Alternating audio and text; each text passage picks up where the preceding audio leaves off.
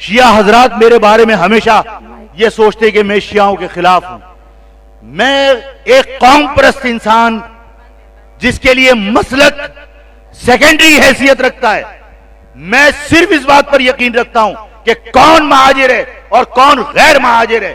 جب آفاق مہاجر بنیاد پر اپنی قوم کو متحد کرنا چاہتا ہو تو کیا سیکٹیرین بنیاد پر، مسلک کی بنیاد پر آفاق کبھی کسی تقسیم کی حمایت کرے گا؟ کبھی نہیں کرے گا. میں تم سب کو اس بات کا یقین دلاتا ہوں کہ میرا تم سے مسلک کی بنیاد پر کوئی اختلاف نہیں ہے. میرے ساتھ بیت الحمزہ پر زلفی اپنی سجدہ گاہ رکھ کر باجماعت میرے ساتھ نماز پڑھتا تھا.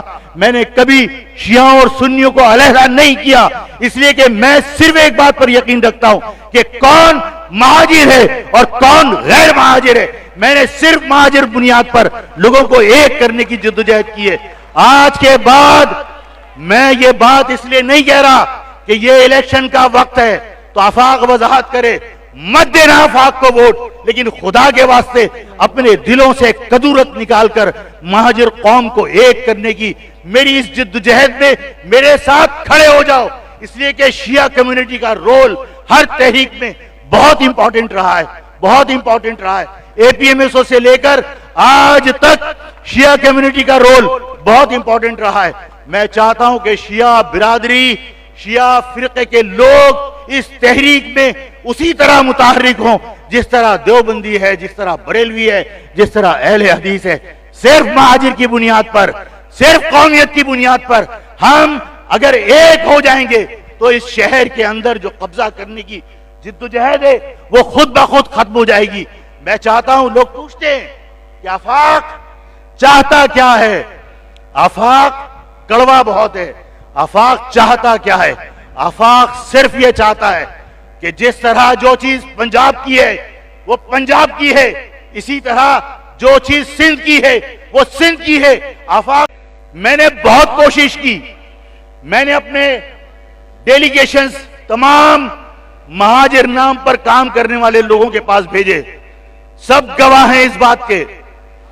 اور یہ بھی ذہن میں رکھنا کہ مجھے یہ امید تھی کہ کوئی نہ کوئی یہ شکوہ کرے گا کہ ہمارے لوگ قتل ہوئے ہیں، اس لیے اس کو جواز بنا کر یہ کہا جا سکتا تھا کہ ہم ایک نہیں ہوں گے. میں نے جان بوجھ کر ڈیلیگیشن کے اندر شہید خاندانوں کے گھر والے بھیجے کہ دیکھو یہ تمہارے ہاتھوں شہید ہوئے تھے، تمہارے ہاتھوں قتل ہوئے تھے. ان کے گھر والے اگر آج تمہارے پاس آئے تو ان کا دل بڑا ہے، یہ اپنی قوم کی خاطر، اپنے قوم کے بڑے مفاد کی خاطر اپنے اس شہداء کے خون کو تمہیں معاف کر کے تمہاری دہلیز پر آئیں، یہ سوچ کر کہ تمہارے گھر آنے سے شاید مہاجر متحد ہو جائے. ہم نے کوشش کی، اخبارات میں پڑھا کہ ہم نے وفد بھیجے تھے اور اس وفد میں شاہد فراز گئے تھے جن کے والد اور جن کا بھائی شہید ہوا تھا الطاف کے لوگوں کے ہاتھوں. ہم نے ڈاکٹر نگہت کو بھیجا تھا جن کے بھائی کا قتل ہوا تھا متحدہ کے دہشت گردوں کے ہاتھوں. لیکن ہم نے سب کچھ بھلا کر یہ سوچ کر ان کو بھیجا تھا کہ لوگ یہ دیکھیں کہ ہم نے شہید ہونے کے باوجود اپنے شہداء کے خون کو ایک طرف رکھ کر اپنی قوم کے اجتماعی مفاد میں اپنی قوم کو متحد کرنے کے لیے اپنے غم بھلا کر، اپنے دکھ بھلا کر ہم نے لوگوں کے پاس بھیجا تھا. نتیجہ کیا نکلا؟ میں پوچھ رہا ہوں نتیجہ کیا نکلا؟ صفر. میں نے کوششیں کر لی، میں نے تمام جتن کر لیے کہ اس مہاجر قوم کے لوگ اس انتشار سے باہر آ جائیں.